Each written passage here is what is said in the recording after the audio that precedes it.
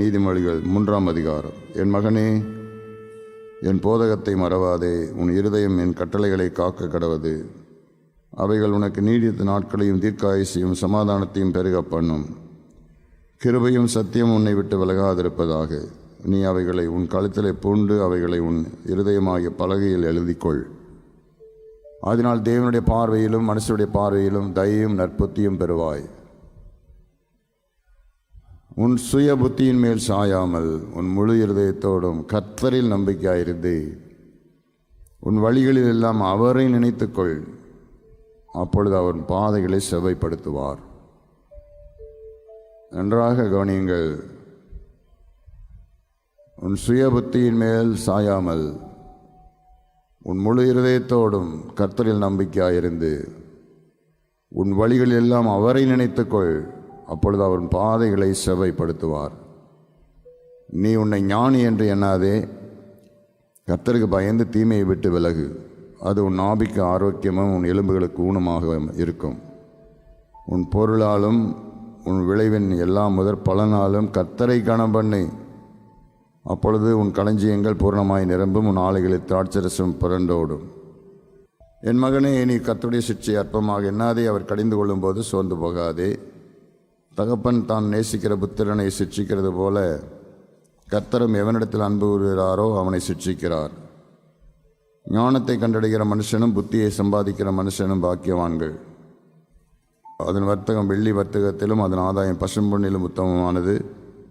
முத்துக்களை பார்க்கலும் அது வெளியேற பெற்றது. இச்சிக்கத்தக்கதொன்றும் அதற்கு நிகரானதல்ல. அதில் வலது கையில் தீர்க்காயுசும் அதன் இடது கையில் செல்வமும் கனமும் இருக்கிறது. அதன் வழிகள் இனிதான வழிகள், அதன் பாதைகள் எல்லாம் சமாதானம். அது தன்னை அடைந்தவர்களுக்கு ஜீவ விருட்சம். அதை பற்றி கொள்கிற எவனும் பாக்கியவான். கர்த்தர் ஞானத்தினாலே பூமி அஸ்திபாரப்படுத்தி புத்தியினாலே வானங்களை ஸ்தாபித்தார். அவருடைய ஞானத்தினாலே ஆழங்கள் பெரிந்தது, ஆகாயமும் பனியை பெய்கிறது. என் மகனே, இவைகள் உன் கண்களை விட்டு பிரியாதிருப்பதாக. மெய் ஞானத்தையும் நல்ல ஆலோசனைகளையும் காத்துக்கொள். அவைகள் உன் ஆத்மாவுக்கு ஜீவனும் உன் கழுத்துக்கு அலங்காரமாயிருக்கும். அப்பொழுது நீ பயமின்றி உன் வழிகளில் நடப்பாய், உன் கால் இடராது. நீ படுக்கும்போது பயப்படாதிருப்பாய். நீ படுத்துக்கொள்ளும் போது உன் நித்திரை இன்பமாயிருக்கும். சடிதியான தீயிலும் துஷ்டர்களின் பால் கடிப்பு வரும்போது நீ அஞ்ச வேண்டாம். கர்த்தர் உன் நம்பிக்கையாயிருந்து உன் கால் சிக்கிக் கொள்ளாதபடி காப்பார். நன்மை செய்யும்படி உனக்கு திராணி இருக்கும்போது அதை செய்யத்தக்கவர்களுக்கு செய்யாமல் இராதே.